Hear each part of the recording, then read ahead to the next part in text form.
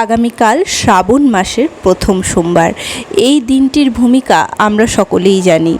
শ্রাবণ মাসে মহাদেব ভক্তদের বিশেষভাবে কৃপা করে থাকেন এবং সকলের মনোবাঞ্ছা পূরণ করেন।